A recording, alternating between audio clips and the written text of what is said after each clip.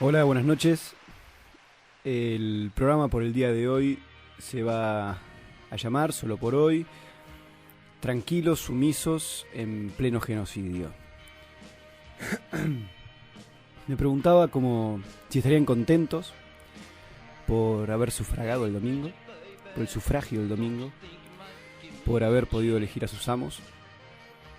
Mientras tanto, hoy cuando venía caminando para acá, me daba la lluvia, una llovizna ya a esta hora, el viento, había un poquito de viento, no hacía frío, estaba, estaba muy lindo y estaba pensando un poco en lo que fue el programa pasado, por lo menos en la apertura, y decía, ¿no? Ahí se vienen las elecciones y yo dándole, no realizando ningún tipo de crítica política a los momentos, a los candidatos, a la economía, a, a todos los dobleces que tienen los diferentes discursos que se presentan.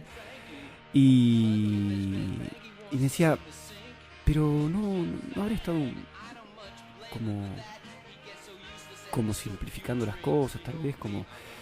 Y por otro lado, no por otro lado, sino inmediatamente hoy mientras venía caminando y la lluvia me hacía un poco de compañía, dije, qué sé yo, ¿qué me habrá pasado el viernes pasado? Pensaba si sería que me estaba faltando algo de lo que habitualmente está conmigo, podría llegar a ser, si estaría un poco cabronado con algo. Pero lo que resulta es que, sinceramente, lo que me pasa es que, como ya dije en alguna oportunidad, no tengo ganas de entretenerme con análisis que realmente son para la radio, no por desmerecer la radio, sino porque son distracción, son entretenimiento, son análisis que nos llevan a perder de foco lo que realmente ocurre. Y es que eh, hay una posibilidad de vida, hay una posibilidad de sociabilidad que está mucho más allá, o que está mucho más acá también, mucho más a la mano, de lo que ocurre cotidianamente. Y que esa posibilidad, la mayor parte de las veces, está postergada una y otra vez justamente por análisis de este tipo, ¿no? Análisis políticos, en definitiva, que nos hacen pensar si la matriz eh, agroindustrial es la adecuada para insertarse en un contexto internacional de naciones que nos podrían ubicar en un mejor plano de prosperidad y acercarnos de alguna manera al nivel de vida que tiene Noruega, qué sé yo. Eh, y podríamos dejar de ser en alguna oportunidad un paraíso del tercer mundo. Y me sale inmediatamente que es frontal, que no hay mucha vuelta que darle, me parece. Hay mucha vuelta que darle, sí, a, a lo que uno quiere, me parece. Eso sí hay que darle mucha vuelta, porque siempre está en composición y está realizándose con los otros lo que uno quiere. Y, y en ese espacio es donde me parece que uno tiene que ubicarse. No en el espacio de discutir si las dirigencias están haciendo lo correcto o están haciendo lo incorrecto, y si el PBI es igual al BPI, y si la IBM va a poder perforar en esta oportunidad en lugar de tarjetas con nombres y datos de los prisioneros alemanes, si va a poder perforar bonos para hacer un canje de una deuda que vaya a saber quién la rubricó, lo mismo que el contrato social. Y estamos caminando casi permanentemente sobre las aguas. Es un cuento, ¿no? A ver, vamos a hilar un poco de metáforas. E inmediatamente a mí lo que me surge como posibilidad de mención prácticamente permanente a lo que acontece es la represión. porque la represión es como algo naturalizado en la sociedad. Es algo que tiene que ocurrir según las personas. Personas, no olvidemos que viene de personae, y personae quiere decir máscara. Entonces podemos ir más allá y ver lo que realmente nos pasa en el interior. ¿Queremos ver a 60.000, no sé cuántas miles de personas hay encerradas en las cárceles? ¿Queremos que las personas estén sufriendo esa tortura, que es no tener libertad, que es no poder estar construyendo algo? Iban a venir a decir que no, que ellos se la buscaron por delinquir y que atentan contra la propiedad y que han atentado contra la vida y que son violadores y qué sé yo. Pero no nos podemos poner a pensar en un instante en lo que es la cárcel. Lo que es la cárcel es una tortura estar encerrado. Piensen ustedes en sus modestas vidas cuando están en sus departamentos, un día, 2 días, y salen y dicen, che, estuve todo el día encerrado en el departamento, y la angustia que les agarra, ¿no? También el programa anterior, lo que me pasaba en el programa anterior, que seguramente yo estaba medio cruzado, me llevó a pensar un poco en el amor, de alguna manera. En el amor. Y por ahí hay algunos que dicen que... No sé, lo leí hoy, realmente. Que lo que no duele es... que el amor no duele en realidad, sino lo que duele es no ser amado. Y se me disparó en 1000 vectores eso, ¿no? Me imaginaba lo que es no ser amado en las cárceles, ¿no? 60.000 no ser amados. ¿Cuántos no seres amados hubo antes para que esa situación ocurra? No solamente la de la persona que está presa, sino la de toda una cantidad de personas que no pueden ver que eso es una tortura. No hablemos de conmoverse, no hablemos de preocuparse, no hablemos de mirar un poco más allá, no hablemos de mirar las consecuencias que tienen estas cosas en las personas. ¿Sabe? Digamos que la sociedad, a lo que no tienen acostumbrados es que se forma a partir de penas, que las penas forman las conductas. Eso no ocurre. No ocurre. O sea, más allá del punto de vista ético, desde un punto de vista pragmático, eso no ocurre. Y al mismo tiempo me preguntaba cómo es que esto, que es el amor, que es esa cosa que va de un lugar para otro sin que uno pueda definirla bien, la mayor parte de las veces está definida a través del dolor, ¿no? Por las obras de arte, digamos, ¿no? Está definida a través del dolor, pensemos, no sé, en Romeo y Julieta, y en las diferentes manifestaciones que ha tenido en el arte el amor. Casi siempre es trágico. Y lo que yo pensaba es si, en realidad, cuánto de ese amor que se arregla y se desarregla, y lo sufrimos, eso no hay quien lo niegue. Pero cuánto de todo eso, un poco como metáfora de lo que nos ocurre, no está transitado por un montón de artefactos. Artefactos me refiero como a cosas que nadie pidió. Y que vienen a infestarlos, ¿no? Y que lo rodean y que lo llenan de un tegumento barato a lo que las personas sienten por otras. Pensaba en cómo se dificulta tener un compañero, tener una compañera, y las distancias que se ponen por artefactos.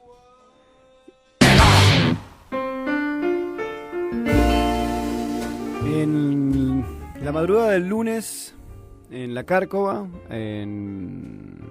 acá en José León Suárez, en una pelea entre bandas de narcotraficantes, murió Enzo Ledesma, Según por lo que se sabe hasta el momento, de un par de tiros en la espalda. En primer momento la policía y la prensa se habían hecho eco de que en esas raras maneras que tienen de involucrar a las víctimas en las cosas, que había muerto de una puñalada y que no se sabría muy bien en qué situación estaba, pero lo cierto es que murió de esa manera. El miércoles el padre fue a la comisaría a ver qué es lo que estaba pasando con la investigación y qué sé yo. Fue a denunciar, a decir quiénes fueron los que lo habían matado. Por los dichos de él, la policía no le dio pelota. Él mismo empezó a través de todos los medios a aseverar que todo el mundo lo sabe, que todo el mundo lo sabía, más allá de los dichos del padre de Enzo. También lo sabemos todos, que la policía es el narcotráfico, que el gobierno es el narcotráfico. ¿Pero por qué? No por negocio, simplemente. Tiene una finalidad muy concreta la cuestión del narcotráfico.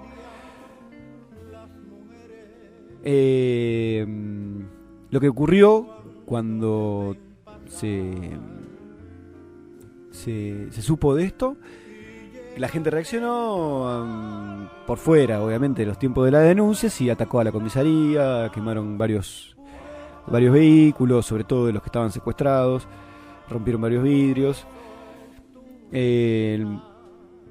Hoy hubo una movilización a los tribunales de San Martín. Lamentablemente, en ese momento, algo cambió en lo que dijo el padre.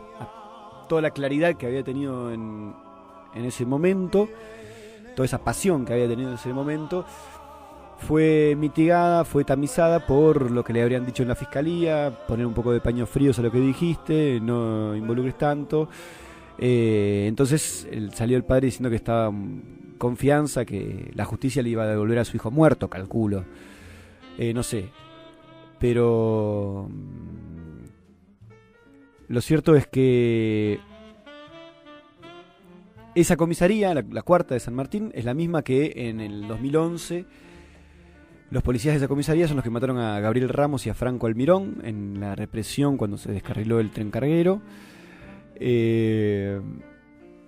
Y hablar de narcotráfico en connivencia con la policía y hablar de narcotráfico en connivencia con la represión es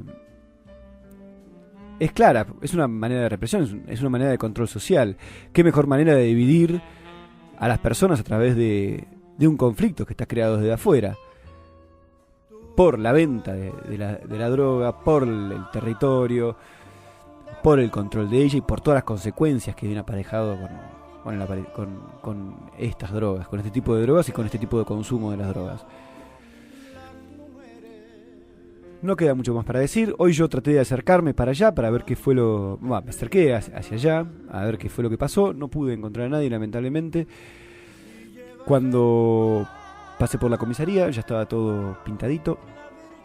Todo lo que había escrito la gente, todo lo que había sentido la gente en ese momento ya había sido blanqueado.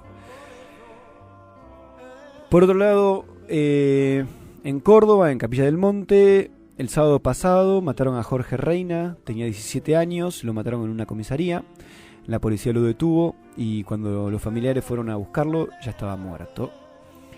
La policía, como siempre, dice que se ahorcó, que fue un suicidio. A la policía siempre se le suicidan las personas, es algo muy llamativo. Sobre todo es más llamativo cuando uno sabe que 2 días antes Jorge había denunciado que la policía lo estaba apretando para que robara para ellos. Es otro muerto más, otro desaparecido, en el sentido de que lo vamos a dejar pasar, va a pasar de largo y va a ser un desaparecido. Hubo reacción de la gente, hubo piedras a la comisaría, a la municipalidad y al Banco Provincia, y bueno, ahí la policía reprimió y detuvo a algunas personas. El 14 de octubre pasado, en Lanús, una mujer policía de la Policía Federal mató a Brian, un muchacho que vivía también del cartoneo.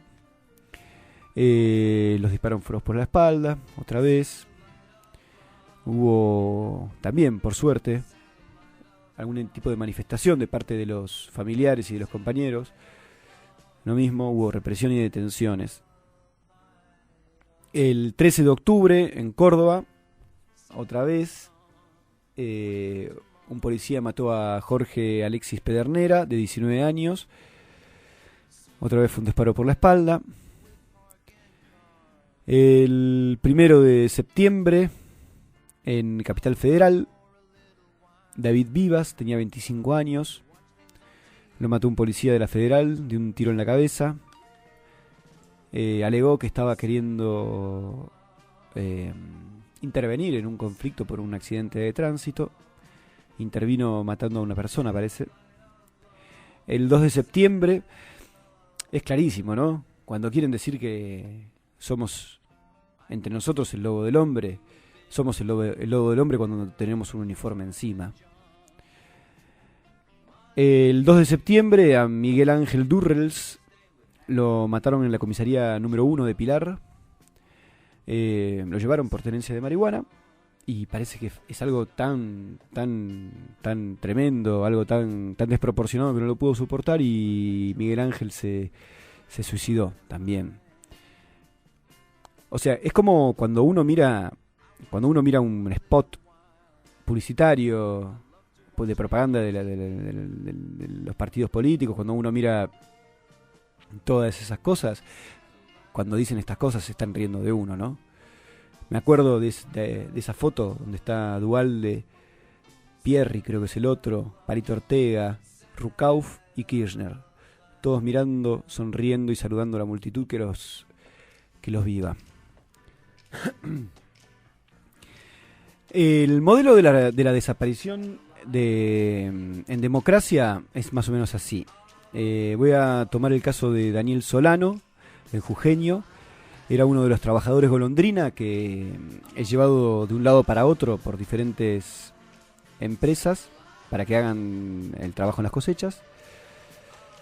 Daniel estaba en Río Negro, era de Jujuy, estaba en Río Negro, de Choel.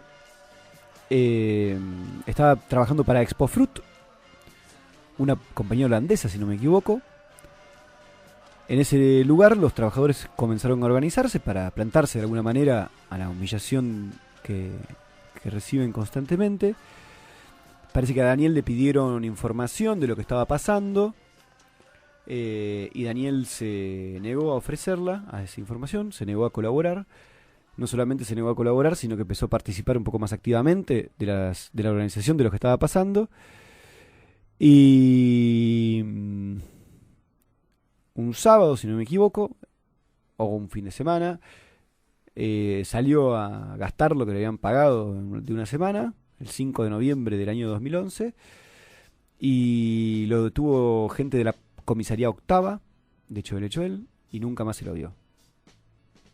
No son coincidencias, él no se fue a gastar lo poco que tenía a otra provincia, a ningún tipo de prostíbulo donde van luego los gobernadores y van también los mismos que conocen todas estas cosas, y para olvidarse se van a desahogar utilizando el cuerpo de una persona. Es claro y es contundente. A esta persona se lo llevó la policía y nunca más se lo volvió a ver. Creo que lo dije el viernes pasado. Son más de 200 las personas que desde la vuelta de la democracia figuran como desaparecidas forzadamente. Eso quiere decir que no querían desaparecer y que las fuerzas de seguridad estaban implicadas en el hecho, como Julio López, como Luciano Arruga y como tantos otros, como tantas mujeres que fueron secuestradas en su momento y fueron a parar a las redes de prostitución, donde también la policía y todo el poder político está atado a esto, y nunca más se los vio el asunto. Este fin de semana se va a hacer una movida para sumar apoyos a la CAMPE y a la Asamblea de Malvinas Argentinas en Córdoba. La CAMPE y la Asamblea que están resistiendo la instalación a una planta de Monsanto en ese lugar. Este esfuerzo se está haciendo hace más de un mes, si no me equivoco. Por el momento las obras están paradas.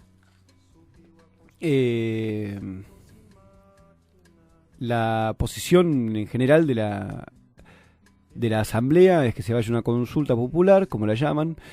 Yo no entiendo para qué ir a una consulta. Ya se sabe lo que produce Monsanto, o toda la cadena de las industrias, las del campo y las de las otras, ¿no? En principio lo que ocurre es la concentración del trabajo. En el campo se ve muy claro todo esto, justamente por la extensión y el vacío humano. Sabemos que las tierras, al perder de manera extensiva sus vínculos naturales entre plantas, fuentes de agua, sol, viento, animales, se erosionan las tierras y provocan la muerte del suelo. El suelo es un ser vivo. Eso tiene que estar muy presente en las personas, ¿no? Todas las criaturas y los modos de vivir en la tierra hacen que el suelo sea un ser vivo. Y en definitiva, lo que ocurre es que cuando se lo agrede, el suelo termina muriendo. ¿Cuáles son las premisas que la industrialización del campo, como todos los otros negocios que engloban, llevan adelante para que se la justifique, para que uno se sienta cómodo con la coexistencia, con el cohábitat con ellas? Se dice que la producción con máquinas, con venenos, con fertilizantes industriales es una de las maneras de mejorar de una manera exponencial el rinde de los campos, y cuando el rinde de los campos se lleva a esos niveles siderales, en teoría el hambre mundial, esto es una de las cosas, uno de los argumentos tan altruistas que presentan estas empresas, es que el hambre mundial se va a acabar. Sabemos perfectamente que ninguna de estas cosas ocurrió. Para llevar, por ejemplo, la Argentina produce 10 veces más de lo que necesita su población para consumir, para alimentarse, y ni acá ni en los lugares donde se exportan los bienes que se producen, el hambre se terminó. En definitiva, lo que estamos logrando es que se hayan multiplicado por millones las ganancias de los productores y toda la cadena de implicados en el negocio de los alimentos. Se sabe que los combos que venden las empresas como Monsanto, de semillas, de fertilizantes, de plaguicidas, terminan convirtiendo al productor en un dependiente absoluto de la empresa y de estos productos. Se sabe que estos productos envenenan los suelos, se sabe que envenenan el agua, se sabe que envenenan el aire, se sabe que para producir todos estos venenos hay que hacer extracciones en minas, donde comienza todo este proceso de contaminante, no solo en el campo, ¿eh? Se sabe que como en los suelos se van agotando y la venta de estos combos se extiende, cada vez más y más hay que extender la frontera agrícola, como le llaman, que es el límite que tienen los campos con lo que sería el ambiente natural, que de natural tiene bastante poco ya. Entonces avanzan otra vez las topadoras, eliminan todo lo que es natural, eliminan a las personas que vivían con alguna armonía en su entorno, arrasan con todo esto e implantan el modelo. Sabemos que los proyectos mineros industriales, tan sostenidos y tan mentados por el gobierno que gestiona actualmente la vida, son en gran medida para sustentar este modelo.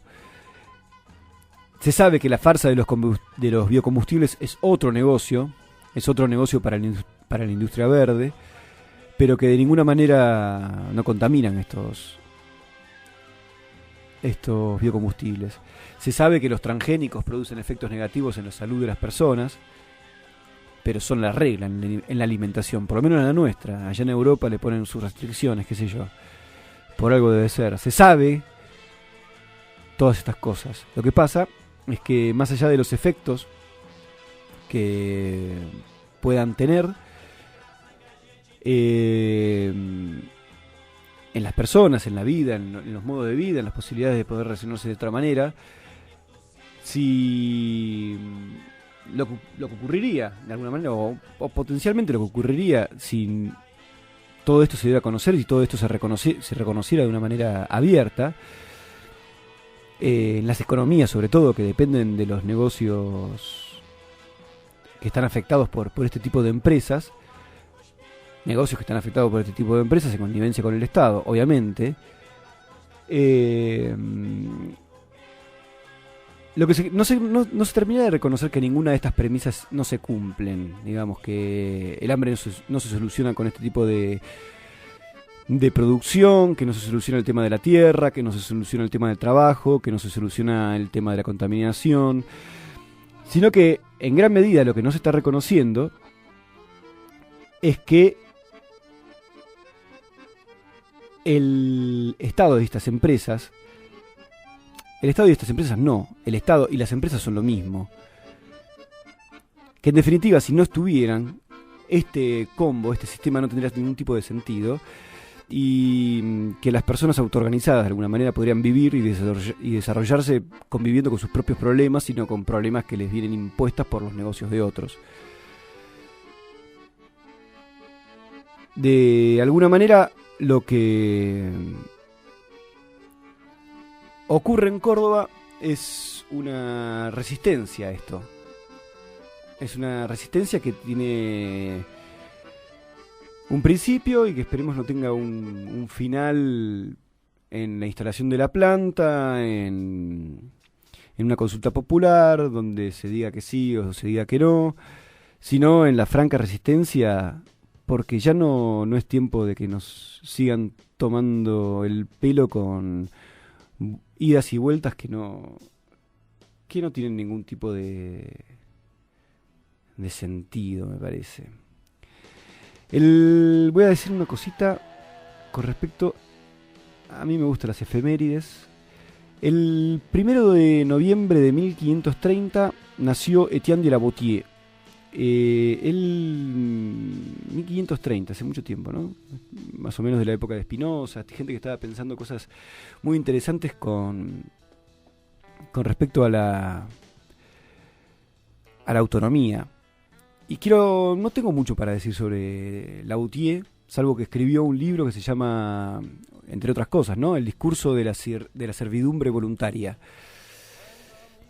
Y hay un parrafito que dice: son pues los mismos pueblos los que se dejan, o más bien se hacen someter, pues cesando de servir serían por esto mismo libres.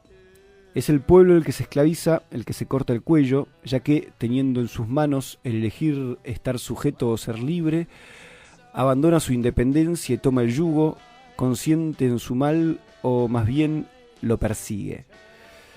Un poco lo que planteaba la Boëthieu en este libro es que simplemente el amo vive de sus siervos, y los siervos, al dejar de servir, dejarían de prestarle existencia al amo. Es algo interesante. El 3 de noviembre de 1886 nació Kurt Wilkens. Wilkens mató a Varela.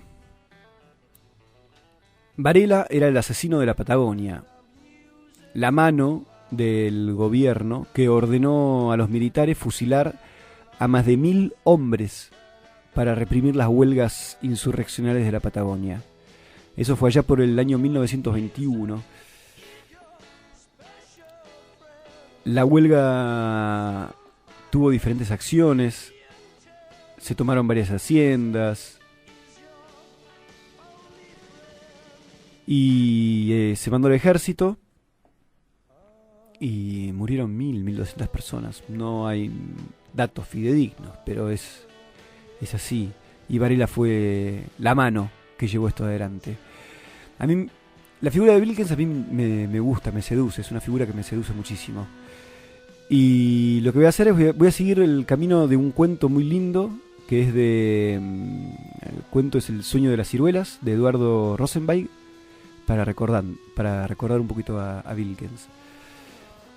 Cuando Wilkens llegó al puerto de Buenos Aires, alguien le dijo que si a uno lo matan mientras está soñando, el sueño sigue vivo. Kurt caminó por Buenos Aires, intentó soñar para dormirse, pero no lo logró. En eso lo detuvieron, lo golpearon. Lo que pasaba es que los represores estaban avisados de lo que era su vida, de su andar por el mundo, de su anarquismo, de su hombría, digamos, ¿no? De su hambre vegetal, de su desprecio por la Alemania natal, conquistadora, desertor de la guerra. Fue minero también en los Estados Unidos, fue perseguido, se fugó. Les dijo a sus captores que ellos eran los que habían desertado de la humanidad. A mí me parece que Wilkens era un tipo que vivía enamorado y que también era un tipo amado. Dicen que soñaba con un árbol de frutos gordos, ricos. En su andar se juntó con otros que venían de otras tierras, venían de otras miserias, y con cada uno y entre ellos se contaban los sueños que tenían. Por esos años, cuando Wilkens ya estaba establecido, fue lo de la Patagonia, fue lo de la huelga del sur, Varela y lo de los más de 1000 muertos, los más de 1000 obreros muertos. Entonces en ese momento todo se agitó, cuando esto se supo. Las comunicaciones no eran tan directas como ahora, se demoraba en ir y venir, en el correo, el telégrafo y demás. ¿Y qué pasó? Hubo huelgas, hubo diferentes manifestaciones, atentados y demás. Él mantuvo la calma. Se fue yendo de alguna manera. Amaba de una manera que se fue separando. Le recomendó a sus amigos emigrar. Él consideró que los mandaba como mensajes contra la guerra, los mandaba como mensajes contra la industria que alimenta la guerra, los mandaba como revoluciones. Amaba y el amor es confianza, me parece. Y él se quedó solo, que era lo que quería. No quería comprometer a nadie más que a su propia voluntad. En cuanto puro, él le tiró una bomba a Varela y lo mató, al coronel Varela. Como él sabía, cuando uno mata, uno muere un poco con esa muerte. Así que él quedó herido en las piernas, lo detuvieron, se lo llevaron preso y herido. Los represores metieron a un buchón de la Patagonia en la cárcel, y una vez que Wilkens estaba por soñar, pero estaba bien despierto, el asesino metió una escopeta por la puerta de la celda y le disparó. Wilkens en ese momento supo que el árbol que había soñado era un ciruelo, y seguramente se lo encomendó a alguien para plantarlo en la tumba de Tolstoy como él quería.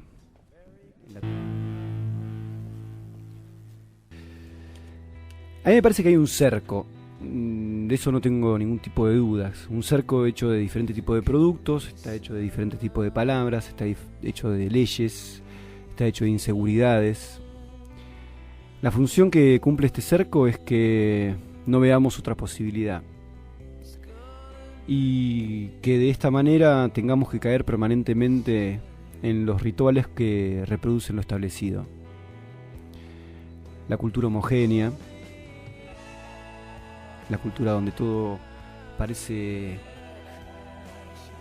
repetirse, ahí es donde la industria de la agronomía y los alimentos es puntualmente es síntoma y es factor de creación de este tipo de cultura, y que nos impone una regularidad en el ambiente que coarta cualquier posibilidad duradera de vivir de manera diferente, de manera comunitaria. Todos los días la gente se levanta a la mañana y le da una manito de pintura al cerco. Entonces se me viene a la cabeza el desarreglo del enamoramiento, se me viene a la cabeza la errancia, cuando uno vaga de la mano, cuando uno es generoso con los gestos, con los proyectos que se van armando, y pienso y vivo en las manos que me abrazan, de alguna manera, y en las manos que se abrazan.